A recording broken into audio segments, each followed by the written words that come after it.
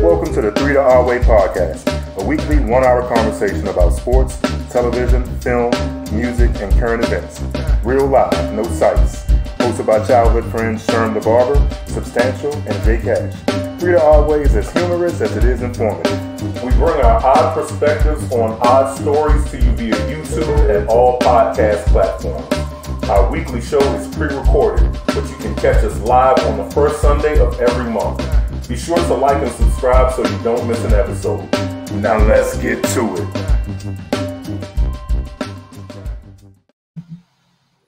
Yo, peace. What up, guys?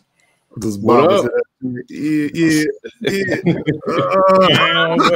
What's up, man? Yeah, Tony Yayo joint, you know what I mean? You know what I'm saying? About to throw the hoodie on Cuddy Cash.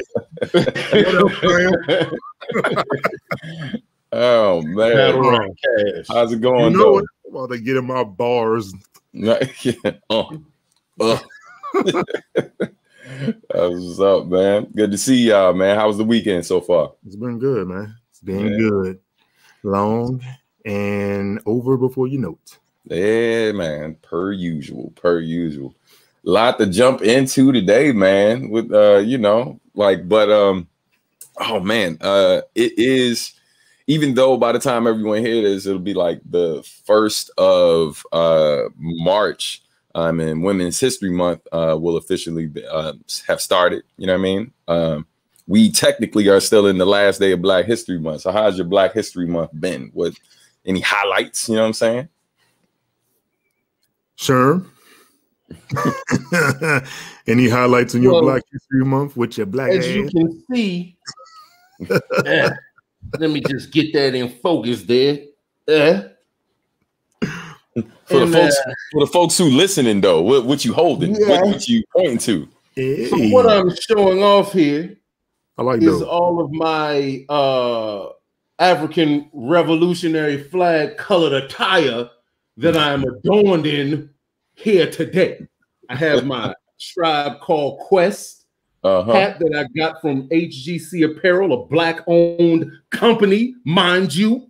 Okay, I got these Jordans here, these Spizikes, huh? You know what? You already know what this is. You already know.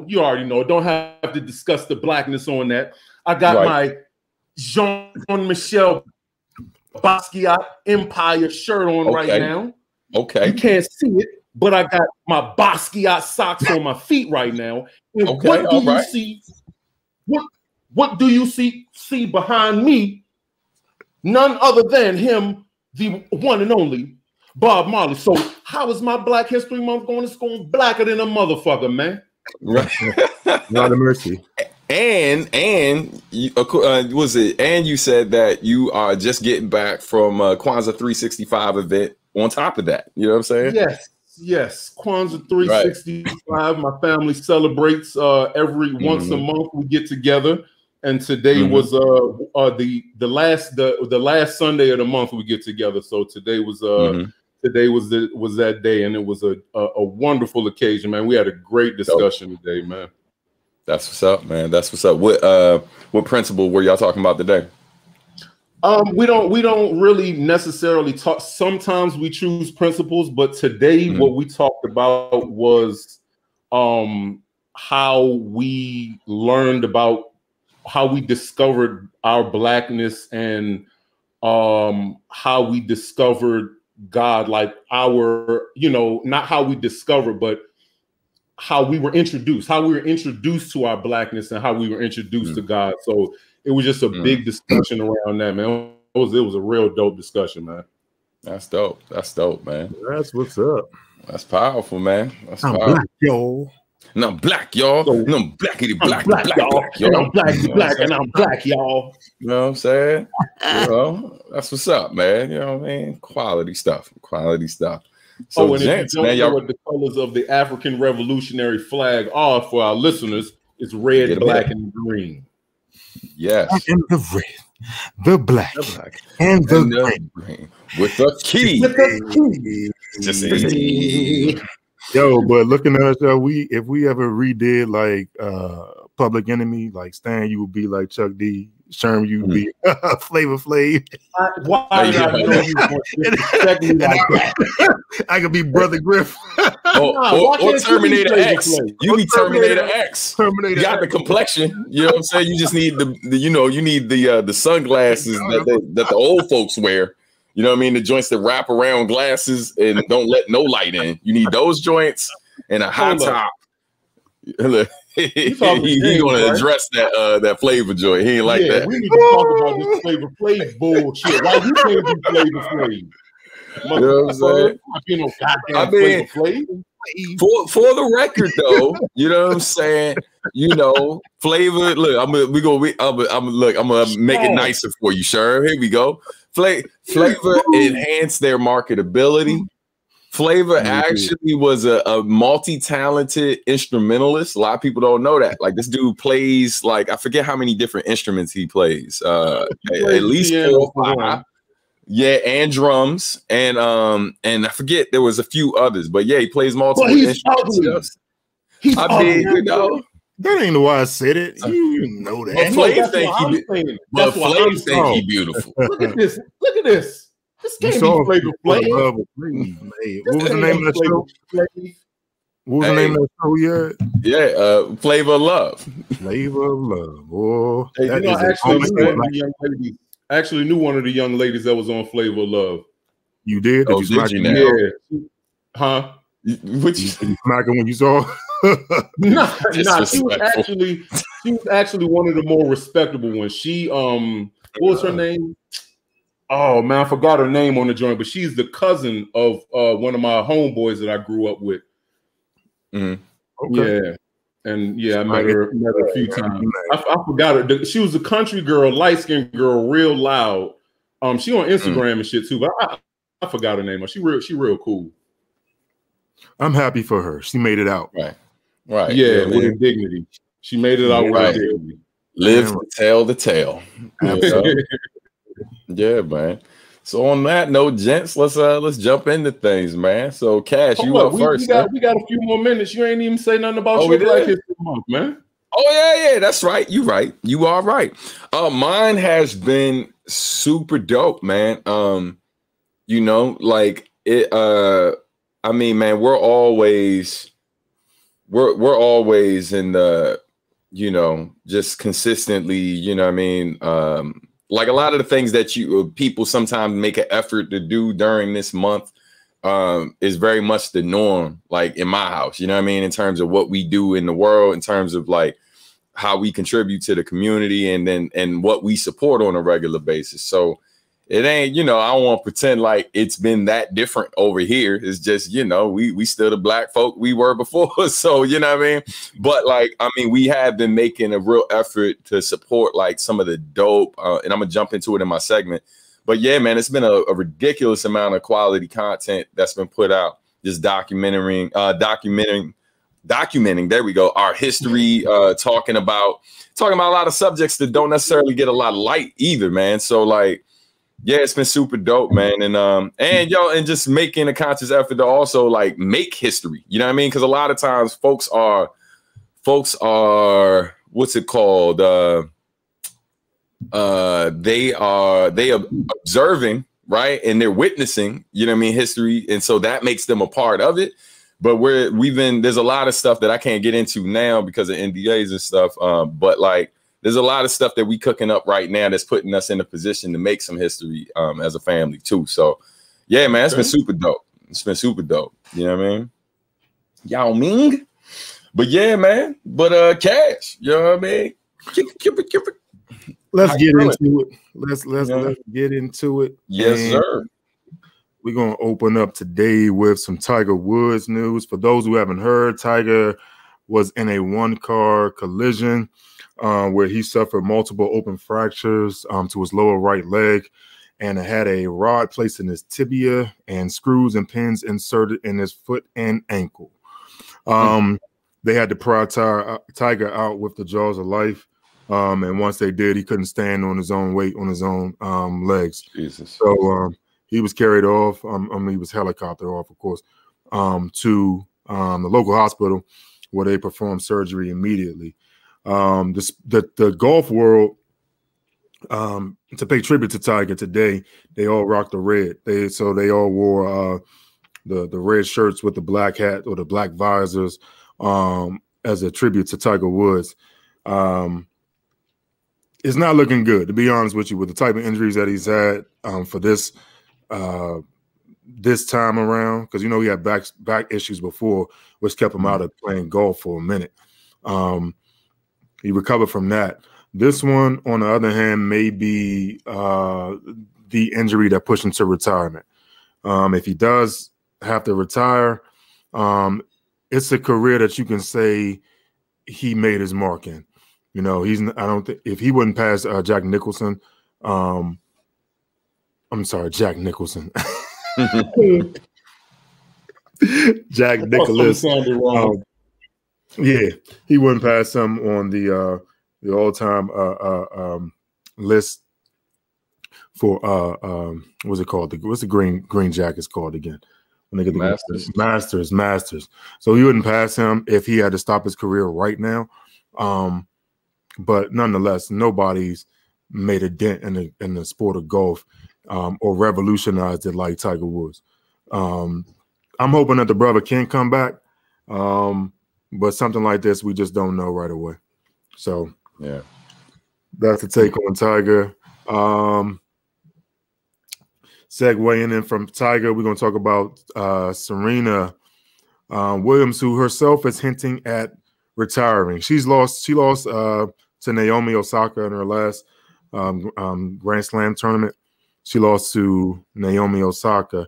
And it's funny because a couple shows ago, I talked about how we could be seeing the passing of the torch.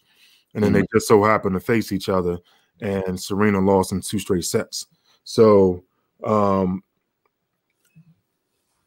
afterwards, she was crying, emotional, because she is getting up there in age. According to sports, I don't ever say that like she's old. She's not old according to her age, but in sports world, there's only but so much your body can take. She has 23 Grand Slams, man, and no doubt the GOAT of women's tennis. Is anybody better than her? I don't even think anybody can name anybody better than Serena Williams. So, latest I heard though is that she's, when they asked about retirement not too long ago, she said she wanted to accomplish more in the sport. But right now, she doesn't know anybody anything. You know what I mean? So if she does choose to retire, then everybody tip their hat to her. Nobody can blame her because, she's Serena Williams, man. She's Serena Williams. So I knew something was fishy. When she lost to Naomi Osaka, it was something different about them tears. Like, those weren't tears like, oh, man, I just lost and I played my hardest. I'm mad that I lost and I'm crying because I'm mad. Those was they just look like you know what? This is the next generation. Like when Magic and Bird was talking about Jordan at the Dream Team practices, when they finally realized, I felt like those tears and that stop and wave at the end was Serena. Like, yep, that's the one. That's the one. Yep. The torch has been passed. Like, yeah, I'm good. Right. Like, what else can she do other than levitate on the court? What the fuck else can Serena do with a tennis ball, man? Right. Put her face on the tennis balls. I mean, not me now. Right. I don't think she can do much else, man. And I'm proud of Naomi Osaka. Like, I don't want to take this away from Serena, but I'm proud of Naomi. She looked up to Serena and she studied Serena, and she's prepared to take that baton and keep running with the sport. We talked and she's doing it with class too. Oh my God! Man? Oh my God! Oh, she did. She shaded her opponent last week though. She asked her opponent at the end when she was having her conference. She said, "You like to be called Jennifer or Jen?" And her opponent said Jen. She then proceeds to call her Jennifer. So Jennifer. Oh my God! Yeah, I did not think. So it was a moment where I laughed because I was like, I hope she did that unconsciously, because if she did that consciously, she's a savage. God, Right. She shot her from underneath the arm with that joint. one last serve. One last serve. Oh, man. Take that home with you. You know, all types of disrespect. But yeah, if it's going to be anybody to take Serena off the throne, so to speak, you're never going to take her off the throne. But if it's anybody to pass the torch to, I'm so happy it is another young sister, and I'm so happy it is a sister that can play her ass off. Absolutely. So, yeah, definitely. All props to Naomi Osaka. Absolutely. Yeah, for sure. Absolutely, man. But just the Tiger story and Serena story, if those two are anywhere near retire, let's say they both retire in 2021, what a year that would be. You know what I mean? Where you lose one of the greats, arguably, the great, outside of a couple of Masters, and then the all-time Grand Slam winningest woman in sports, and pro tennis. If they retire in the same year, man, it's gonna make the story for one hell of a year. You know what I mean? And one hell of a celebration for both of their careers. And Tiger, he came against some things that were in his personal life that kind of got brought to the forefront that he's not proud of. But he bounced back from that. You know what I mean? And Serena, some of the issues she's had on the court that she shared with people, and some of the, things she's dealt with and everything has been an inspiration to everyone, including Naomi. So hats off to both of them. I'm wishing both of them the best. I would love to see a redemption story where Serena comes back and she wins maybe 2 more Grand Slams, and Tiger, he comes back, and even if he just wins one Masters after suffering that injury, I'd be super proud of that storyline as well, man. Yeah, for sure. Let's clap it up for Naomi and Serena, man. Yeah, man. Yeah, definitely. Yeah, man. For both of them, man. Definitely. And the last story. So, Canelo Alvarez fought last night. He fought a guy by the name of Yildirim. He's from Turkey, and he went out like a turkey. That shit. It's cold as ice. I gotta call it like I see it, man. Stan, you remember coming over years ago and watching, fight nights at the crib, dog. Yes, sir. The sport just ain't what it used to be. And for those who didn't see the fight, I'm about to tell you about what happened. I don't care if it spoils it for you. First 3 rounds, Yildirim is, and if I'm saying his name wrong, I apologize. Yildirim. So he's standing in front of Canelo, not doing much of nothing. It's almost like, what are you in this ring for at this point? You know what I mean? 3rd round, he gets knocked down. He beats the count, survives the rest of the fight, the rest of the round, I'm gonna say that, goes back to his corner and doesn't come out. Like, that's how the fight stopped. We were looking forward to a round 4. He just sat there on the stool, and he basically gave up. And I'm not in the boxing ring, so I don't want to say that, what I would do in that but it's just a bad look, man. It looks like he was there to get paid, and that is boo-boo.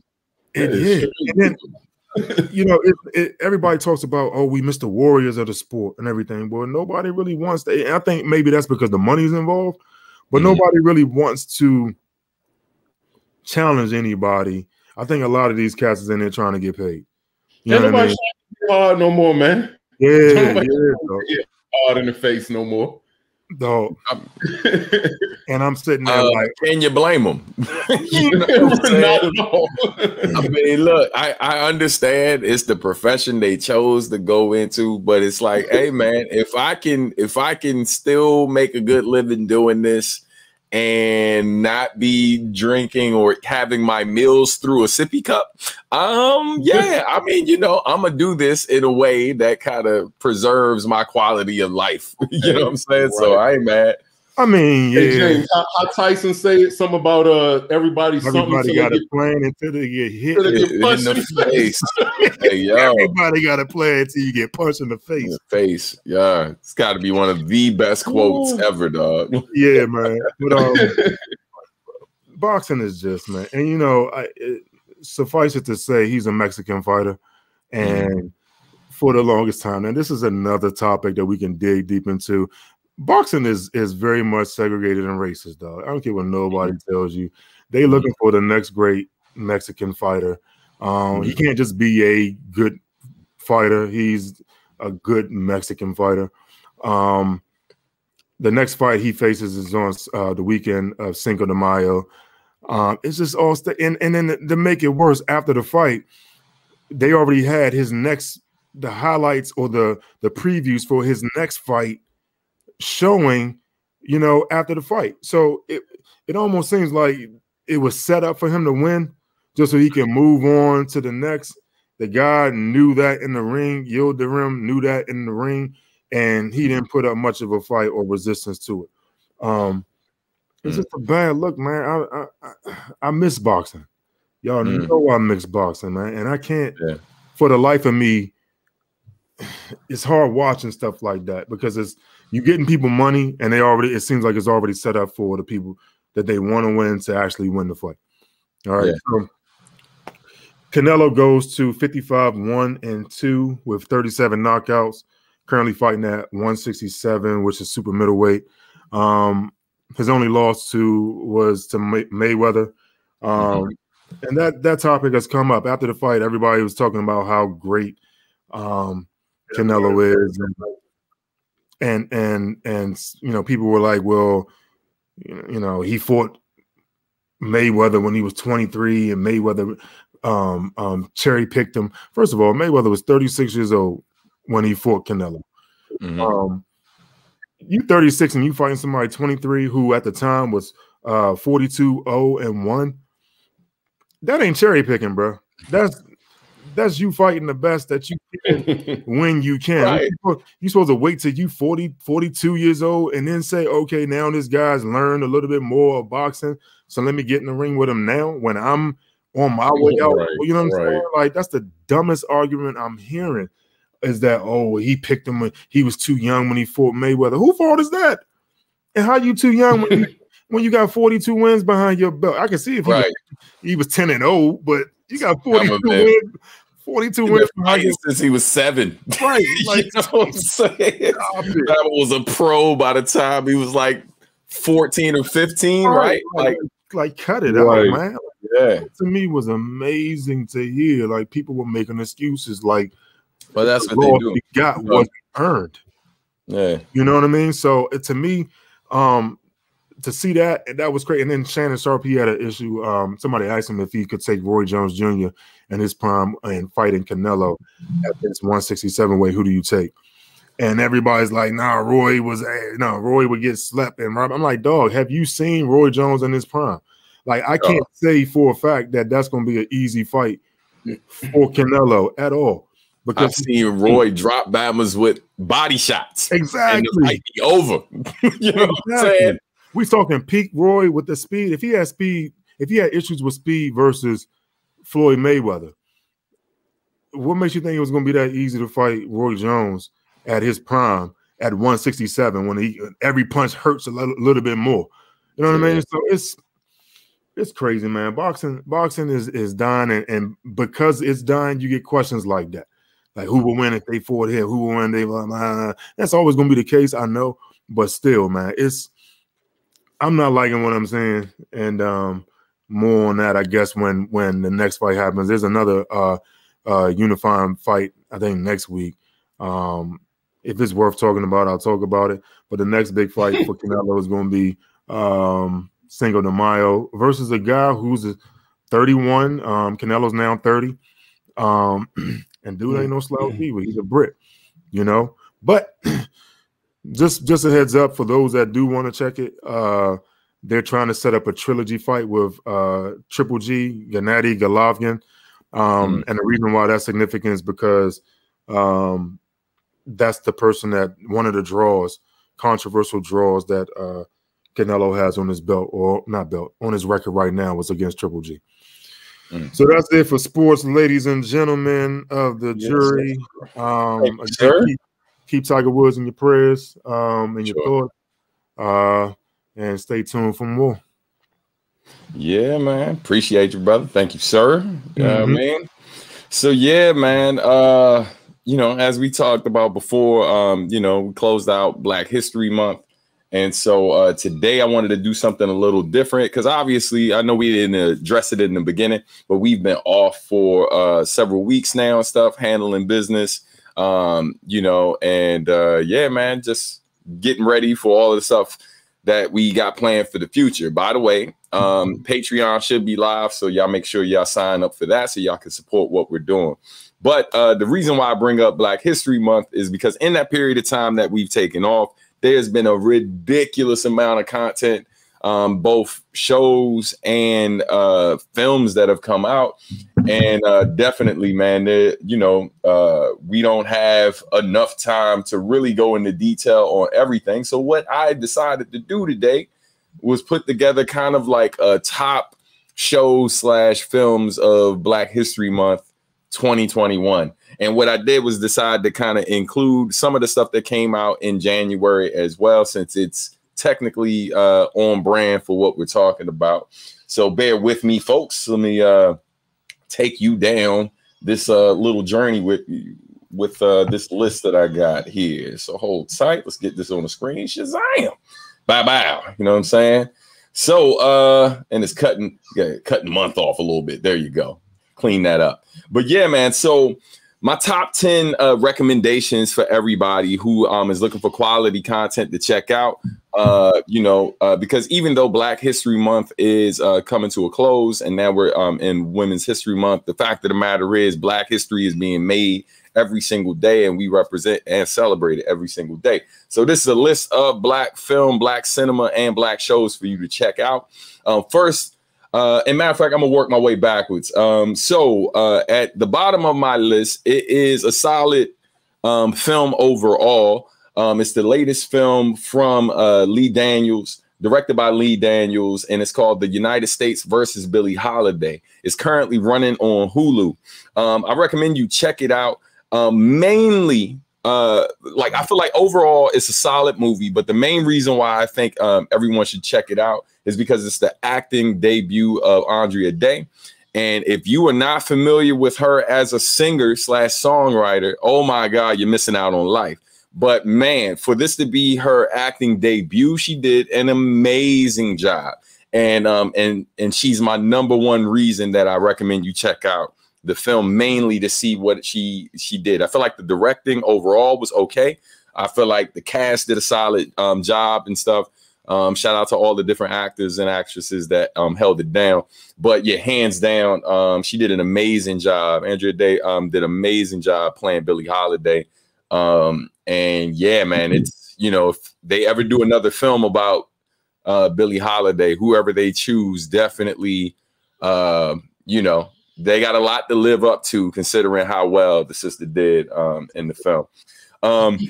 My next recommendation, which you can also check on Hulu, so #9 recommendation is Hip Hop Uncovered. It's actually on FX, but you can also catch it on Hulu. It's a great docu-series that talks about the it's some hip hop history. It talks about like hip hop's connection with the streets, and how like you can't really separate hip hop from the streets, and hip hop embodies a lot of other things outside of what happens in the streets, obviously, but it very much was birthed by the streets. Like hip hop literally was birthed from gang culture. So it's no wonder that a docuseries like this, where it talks about people who were involved in certain things, who ultimately transitioned from one lifestyle into the music industry and helped back a lot of the bands that we grew up, a lot of the acts that we grew up watching. You know what I mean? So it gives you detailed history on a lot of these people. One of the more notable people that they talk about, who I knew before the show, was Haitian Jack. So hearing his story, which is wild, was crazy, and so many other brothers and sisters. A real live tale about a snitch named Haitian Jack. Yeah, Tupac made him famous. Yeah, man. Yeah, but definitely Not that he didn't have notoriety before. I'm sorry to interject. Right. Right. Yeah. There was a lot of other things that made him famous. There's a lot of people who didn't know who he was until that line. So this, yeah. Yeah, definitely look. Yeah, definitely check it out, man. If y'all haven't seen it yet, highly recommend you check that out. It's a great piece of hip hop history. Speaking of history, the next few pieces I'm gonna recommend also ties into history. The next recommendation I just had the pleasure of watching today with the family, and this is a great one to watch with your entire family on YouTube. YouTube just put out a YouTube original called Black Renaissance. It's basically the art and souls of our stories, and they have poetry being done by like her. They got live performances by Toby Nwigwe and Anderson .Paak, who both kill it. And Toby Nwigwe actually does a new rendition of The Revolution Will Not Be Televised. So that was super dope. And they have a wide variety of people speaking, from the Obamas. They talk about like, our history in sports, our history in music, fashion, and all of these different things, our cultural contributions, civil rights, and just it's super dope. It's about an hour, 30 minutes, maybe a little bit less, and definitely a great watch to sit down with the family. Next one I got to recommend. If y'all haven't seen it yet on PBS, the Black Church docuseries. It's about 4 hours worth of I think it's 4 different episodes, each around an hour each, I believe. My folks watch that joint. Yeah, hey man, it's one of those things. Like sometimes, anytime you are a person who's a part of a particular thing, when people bring it up, you just automatically kind of brush out. Well, I need to see that, man. I lived that. That's my life. I know all. No, you think you know. You think you know, but it's PBS. It's Henry Louis Gates Jr. This is what the dude does. Like this, I mean, very few people do a better job at documenting our history and telling our stories than Henry Louis Gates Jr. Highly recommend y'all check it out. One of my favorite, there's many dope moments in it. Shout out to my wife for putting me on.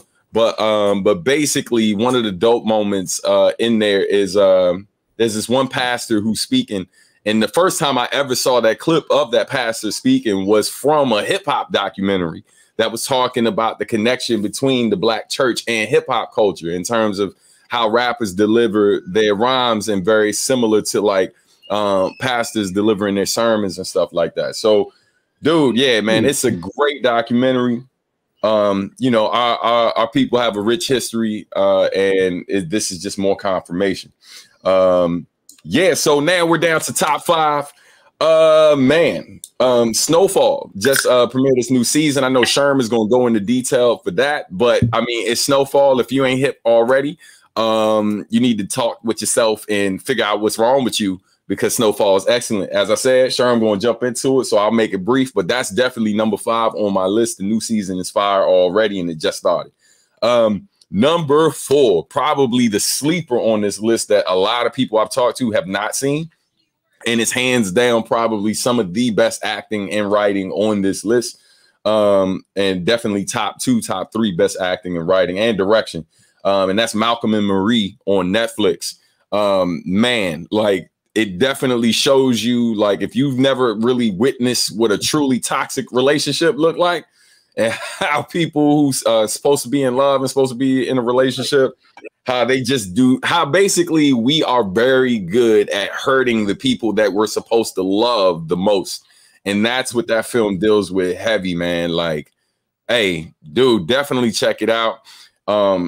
Amazing. Top 5, though? Say again? That's in your top 5. One thing. Go ahead. What happened? I said that's in your top. What'd you say, I said that's in your top 5, though. Oh, it's not. It's in my top 4. Top 4. Woo. Okay. Yeah. Hey, yeah. I just want to say, nigga, I ain't watching that shit. That's all I have to say about that one. I ain't watching sorry that shit. For you. Look, sorry for you. I'm that joint's watching. Yeah. I'm not watching Black relationship kung fu. No, thank you. Yeah. I mean, look, I definitely am You know, man, look, I'm in the business of, I don't yuck nobody else's yum. And I definitely ain't in the business of trying to convince people that you need to see some shit that I think is dope, because it's dope. But I will say this, I feel like it's a good, like, we don't understand what we do to our partners a lot of time, and what our partners do to us, right? But what it really shows you is the shit that I just said, like, yo, like, in terms of people that we've, like, the people we're closest to are the people who are most susceptible and vulnerable to the shit that we say.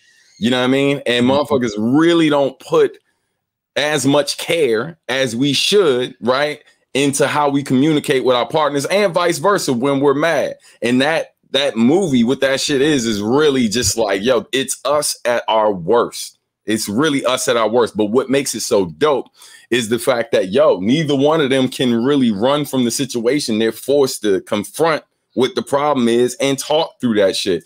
And dog, like, it's hard. Like, it's a hard watch, but the shit is excellent, because it's just, for some shit that's like so straightforward and basic. I've never really kind of seen so much time in a movie dedicated to people working through their shit. And that's what makes the shit so revolutionary and so dope. So, like, again, number 4 on my list. That shit is that fucking dope. You know what I'm saying? I say it again for the people in the back. And then when you see what my top 3 is, that should make you really understand why. Like, that should make you really look back at, damn, why is this in his top 4, considering what his top 3 is? So okay, I'm gonna make a note right now, because I'm gonna put an asterisk by number 4. That shit is arguable. Yeah, have you seen it? Listen, I've avoided it. Have you seen it? I heard enough, and I've avoided. I'm gonna watch it. Okay, all right. That's all I'm saying. Here's what we're gonna do, and then we can talk, because there ain't nothing to talk about if y'all ain't seen it. That's the best. You know what I'm saying? I ain't watching it tonight, but I'm gonna watch. See me commenting on sport games. I ain't watching shit. But feel free. Feel free. That's the point of it. That's the point of it all.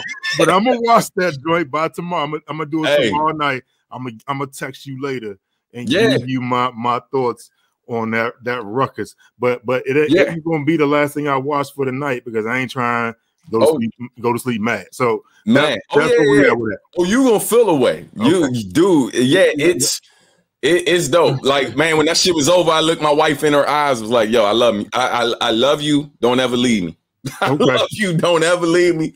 I know I'm stupid and shit sometimes. I love you. Don't ever leave me. You know what I'm saying? Because, dog, like, shit like that just reminds me. It's like, nigga, I don't want no part of any of this shit out here, man. Like, yeah, dog, I appreciate what the fuck I got, and I'm gonna hold on to that shit for dear life, because, nigga, it's some fuck shit out here, and I'm good. Hard pass.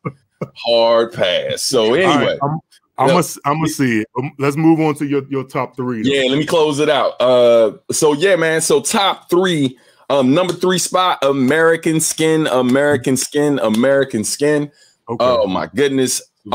Excellent film. We already talked about it on the show. So, like, definitely go check that episode where we discuss it. I believe we talked about it in episode 3, or I can't remember, or 4. I can't remember which episode we talked about, but I'm sure it'll be available to everybody. But dude, it's an excellent movie. Nate Parker, man, just continues to smack him out of the park. He did an excellent job directing it, and did also an amazing job acting in it. Number two, another one that we discussed on this show, One Night in Miami. That's right. Available on Amazon Prime. It's the theatrical directorial debut of Regina King. Stars Leslie Odom Jr. Man, oh my God. Yo, I hope that thing gets all the awards it can get, because it's that damn good. And and it was just a great, right. It's just a great film. It was great to see see that relationship. You know what I mean? It was great to see us. I feel like watching them, I see us. You know what I mean? And so it's like Regina King said, she had never seen men in film like really kind of being like how she see them day to day. She really kind of never seen them being that vulnerable and having these conversations that a lot of people aren't privy to on film. And so she really wanted to capture that for the men in her family who she loved and shit. And I just feel like she nailed it, man. So definitely One Night in Miami is my number 2 slot, which only leaves number 1. And ladies and gentlemen, that is Judas and the Black Messiah. Oh my God. Yes. Yo, yes. Daniel Kaluuya, man. And yo, Daniel Kaluuya. You on another level. Yo, another level. And look, man, I'm gonna just go ahead and say this for the record. Hey, I'm gonna need all these people who keep saying shit about, like, you know, British black actors playing Black American historic figures or Black American roles in general. Yo, shut up. Like, yo, that's so it's ignorant. acting, dog. That's so ignorant. It's acting. Right. You know what I'm saying? Right. Is he black? Right. Okay, that's good enough. Right. That's good enough. They ain't darking somebody up. Go ahead. Hey, he states black is black. Like, Right. hey, like the classic De La Soul line, man. You fool. Man, listen. Or was that I think that was Diggable. That was Diggable, right? Black is black. That was the Diggable Planets joint, right? Where they say that black is black line. That's De La Soul. Black is black. Mirror, mirror. No, that's you talking? Yes, you're right. You're right. Yeah, De La. Yeah, that's definitely De La. Yeah, man. Yes, real shit, man. Sure. Black is fucking black, man. We need to cut that. Yes, we need to cut that shit out. But also shout out to Lakeith. Lakeith Stanfield, man. Like, yo, they both could take top honors, man. Like, for best actor and best supporting actor. And shout out to that brother and shout out to the brother also, Lakeith, for after the film was done, like the shit was so hard on his spirit and really dealing with the conflict that this character dealt with. And he really did an excellent job humanizing this dude. You know what I mean? Because it's easy to just write him off. And like, not for nothing, when you see the United States versus Billie Holiday, there's a very similar character to Lakeith's character who basically was infiltrating Billie Holiday's inner camp as well, because a lot of people don't know about her problems with the FBI. So those two films are very similar. They're very similar in terms of the story they're telling. But in both films, they do a great job. I feel like in the Billie Holiday joint, like they try to humanize him a little too much. It's like, young, we get it. But I feel like, yeah, man, it's Judas and the Black Messiah is just on another level compared to everything I've seen, not just black cinema, everything I've seen in the last 6 months. That shit is just, man, like, it's just excellent, man. The whole cast killed it. Shaka King did a great job directing it. But I'm gonna end there. You know what I mean? Definitely all films worth checking out. Honorable mentions, stuff that's in my queue. Pele on Netflix, Men: The Fight for America also on my queue. And although it came out in December, Soul, man, we already talked about it before, but Soul is an excellent joint to check out as well. Man. And last thing is WandaVision season finale. I know this ain't on topic. Well, WandaVision season finale comes out this Friday. The internet's been going ape shit, and rightfully so. I don't have any crazy predictions. I'm just here for whatever the hell they willing to throw at me. You know what I'm saying? Because it's been that damn good. And I'm done, son. You know what I mean? There's so much more to talk about. We're gonna have to have a off-camera discussion. Yes. Right. Sure. Yeah, definitely. It's some fuck shit behind the Lakeith and Charlemagne the God thing. Oh my God, we're gonna talk about it, but it's gonna have to be out. I didn't even know about that. Oh man, that's a whole other show. You know what I'm saying? Yeah, but you know, they got history. They got history. They've been at each other for a little minute. And I don't know if you heard the interview with what's the lead actor's name again? Daniel Kaluuya. Daniel Kaluuya. I don't know if you heard the interview, but Charlemagne tried to slide some shit in there about Lakeith, and Daniel checked that with such class and respect. And it made me like, dog, I'm so sick of I'm so sick of that dude, man. But anyway, go ahead, man. I ain't want to try to run the show over, but we got some more stuff to talk about.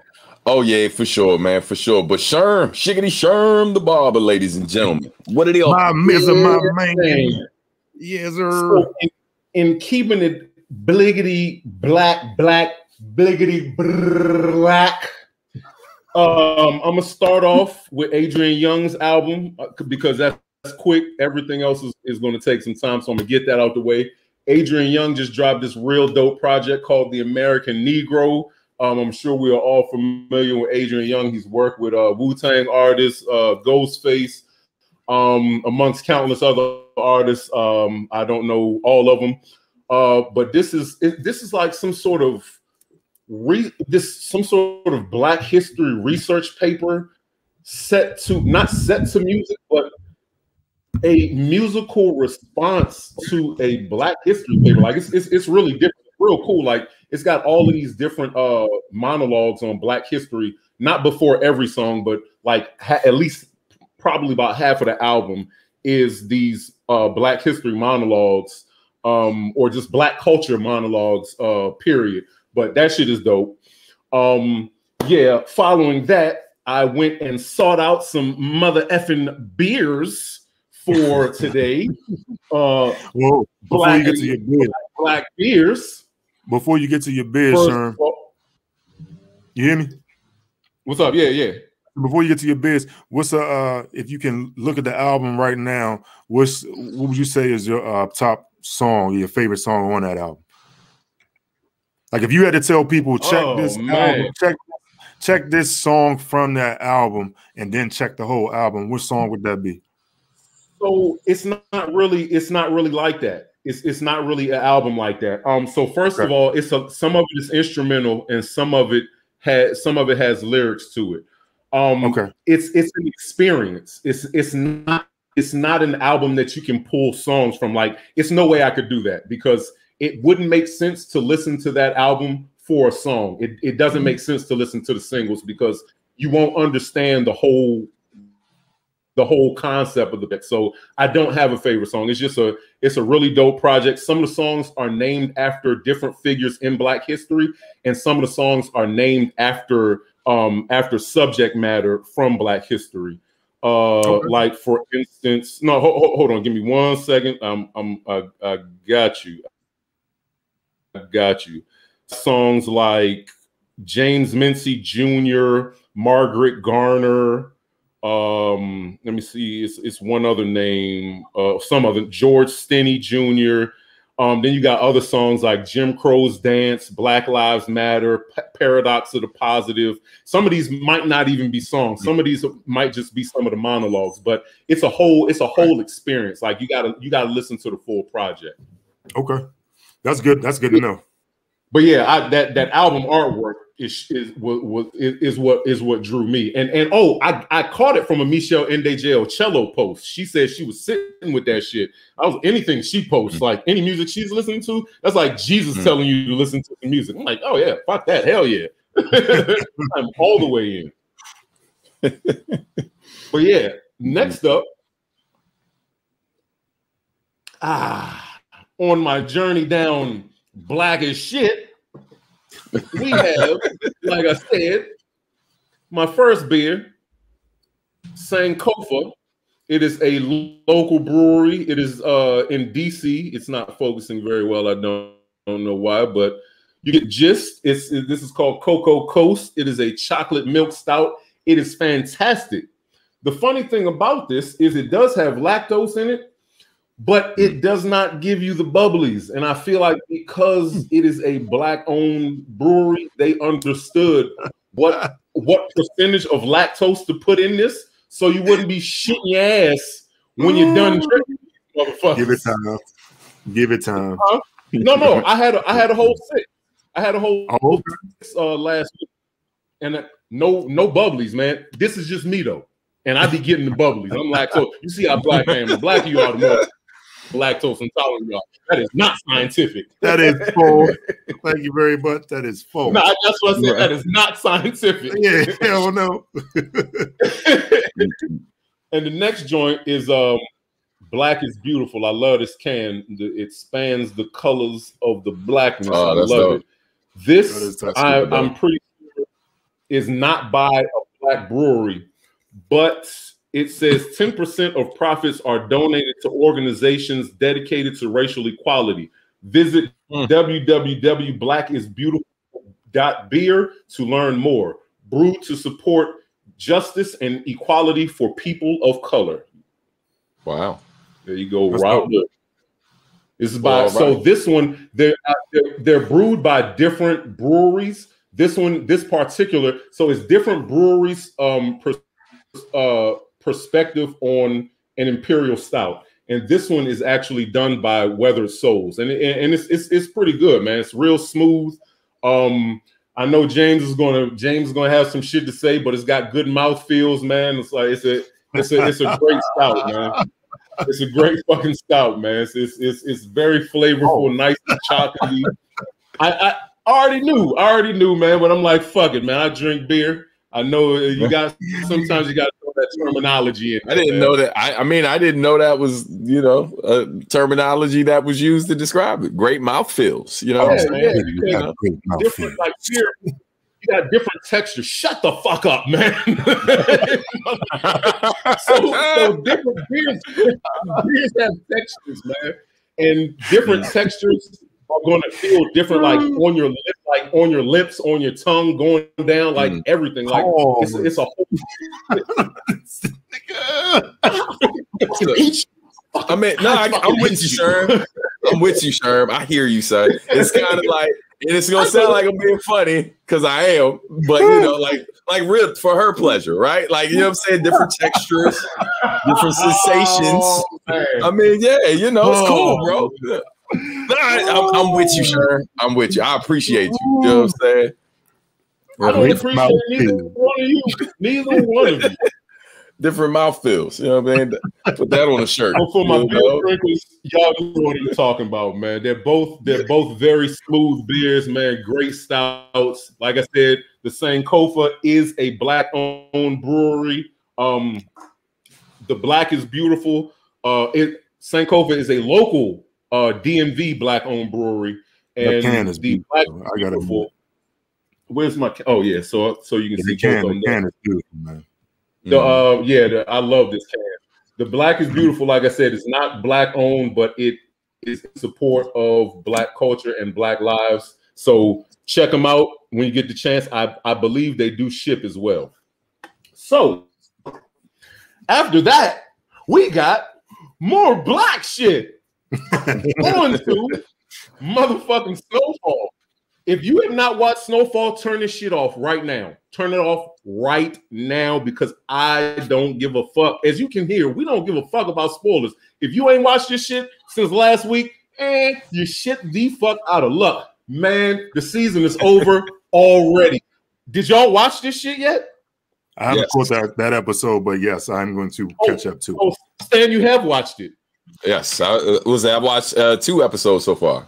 When you follow Twitter, when you follow Twitter, they kind of tell you that Franklin going out bad. You know what I mean? So it's a 2 season. It's a 2 series episode. Dog, this shit is over. Franklin is gonna die. The next episode, everybody's gonna die. The next fucking episode, Franklin Saint has gone fucking bananas. This nigga got shot in his chest and his brains fell out. I don't know what the fuck this nigga. First of all, he doesn't mean that literally, but yeah, I mean, yeah. He's dumbed out, man. First of all, Cash was like, "Wait a minute, what?" Trying to figure out what happened. Right. How that happened? That's not real, is it? But hey, second of all, shout out Stacy from the motherfucking Wood. I don't know my man's name, but he was Stacy from the Wood. He is on this season and last season of Snowfall. He is the realest motherfucker. Like when you talk about real niggas in movies, in real life, Stacy, and I hate to keep calling him Stacy, but that's how I always will remember him. Stacy will always be the realest nigga, man. And you done shitted. This nigga gonna follow Man Boy. Man Boy, first of all, his fucking name is Man Boy. He's a boy who thinks he's a fucking man. This nigga is just like my man Jerome Girl said, the nigga is too smart. He too ambitious. He's a young dude. He trying to take the game over. This nigga Scully, he old school. He be sitting back as long as you don't disrespect him. As long as you're just trying to make money, he cool. He gonna play his part. But Scully is crazy. Yeah, he batshit crazy. Yeah, bro. Yeah, dog. I be scared for them Bama's every time they roll up on him. Like, you know what I'm saying? Because I'm just like, yo, he just unpredictable. You know what I mean? Like, bro. Yeah, and that's the move to make. That's the movie, man. Yeah, bro. Yo, James, you gotta catch it. I'm gonna catch it. You know, I'm gonna catch it. I've been a fan of Snowfall, man. To me, Snowfall passed Power a long time ago. Oh yeah. When everybody was talking Power, I was like, nah, Snowfall. It's not even close. Yeah. Leaps and bounds. It's not even close. Yeah. I know you got something to say on this. I don't want to hold this whole shit down because you don't watch this, so I know you got some shit to say about these bananas ass. Dude, it's like the thing I love about Snowfall is, it got all the elements, man. Like, if you into like cartel type of flicks or whatever, like, or shows like Narcos and stuff, it got that element for you, right? Like if you like stuff back in the day, like Menace to Society, Boys in the Hood, all of that, it got that shit for you. You know what I mean? If you like films like Blow, you know what I mean, with Johnny Depp and shit, you know what I mean? Like if you any of those type of like super dope films and shows like that talk about the subject matter that this show deals with, it's on par with all of that shit, like all of that shit, man. And it's just super dope. And this is another example of another British actor that I didn't even know was British until I saw an interview and this dude started talking, and I'm like, whoa, like dog, like, and he does impressions, man. Like, he basically, because his dialect coach is WC from West Side Connection. You know what I mean? Yep. So that's his real life dialect. So like that's his dialect coach. So like he'll be imitating that dude and talk about how scary that dude is and shit. But then he like talk about how he was exercising and met like Kendrick Lamar because he was exercising at his hotel or some shit. And then he just breaks into his accent. Like, his acting is amazing, man. Like he's definitely super talented. He was really solid in the new flick that came out on Netflix with Anthony Mackie as well. Yeah, I forget the name of that one. That didn't make it into my top 10, but it was a solid. That's a solid good joint. Yeah, it's definitely entertaining. With the Cyber Soldier. Yeah. I forget what it was called, but yeah, it's decent. It's entertaining. Yeah, but bro, for sure. I cannot wait to see what and then my man Oso showed up to the crib. Oh my God, yo, this, like I said, man, this is a 2 episode. I mean, this is a 2 episode 6. No, 3, because the next episode is the last episode. It's over. Nothing can happen good. Everybody, like, this shit is fucked. They started this shit off it's like you about to get into a session, right? And you expecting the whole breakdown, like the sexy music and to take the clothes off. You walk in the room, motherfucker already butt ass naked, dick already out. Like it's no build up, dog. They just threw this shit right in your eye, man. You are not rocking with DJ. So confused. He's like, so wait, when I watch this, I'm seeing what now? Right. So for everyone listening and watching, the descriptions that Sherm is giving, actually, they're not literal depictions of the show. Right?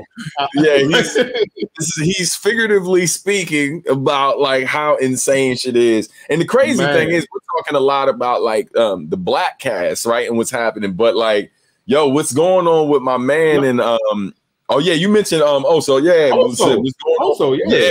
on with him and his folks and what happened at the end of that episode? Oh my God, bro, man, I don't escalating really quick. Like this feels like shit that typically happens toward the end of the season, right? Of the show. So if this is where we're starting, y'all have to understand that this show is about to get really, really crazy, man. But we could talk about this joint forever though, but we gotta get ready to close out. But yeah, man, Snowfall season 4.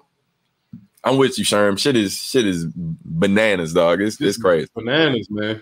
Hey, but don't just jump into this shit on season 4. You have to watch every season. You gotta get it all in. And for those who don't know, it's loosely based off of Freeway Ricky, you know what I mean? Rick Ross. Yeah, the real Rick Ross. Right. So yeah, definitely keep that in mind. but it's not a an accurate depiction, but it's still like it's very entertaining, and a lot of the stuff that does happen is loosely based on things that the American government did do. Yes. Yeah, but that's oh more my tightly God. based. Hey Stan, that's more tightly based there. Right. You know, that is for sure, you know. But yeah, man. Hey, fellas, another great one, man. Excited to see who from the fans who've been rocking with us this long sign up to support us on Patreon, man. Definitely, please do that. Patreon.com, 3 the Odd Way. Patreon.com/3 the Odd Way. There will be merch available, all that good stuff. And, you know, and let's talk about some of the exclusive content that you all would like. Let us know in the comments of this video. And definitely after you sign up, man, we can definitely talk more on Patreon as well about what y'all would like to see in the future from 3 the Odd Way. Y'all mean? Yeah, man. But on that note, fellas, you got anything to close out with? What was that phrase you said, Sherm, about the Oh, here we go. Hey, you go bring it up on shit. Mouth feels, nigga. Mouth feels. Motherfucker. Y'all go out there and get all the mouth feels you can. Get all the mouth feels y'all can. You know what I'm saying? While y'all in quarantine. You know what I mean? My parting words are black, black, black. Shit is black. Everything black on black. Black, everything black, everything black, everything motherfucking black. Black is beautiful. Yes, indeed. Yo, let the church say amen. Amen. Well, yo, thank y'all so much for tuning in, man. See y'all next week. Make sure if you haven't done it already, subscribe to the channel, like this video, and share it. All right. And we'll see you soon. Peace. Peace.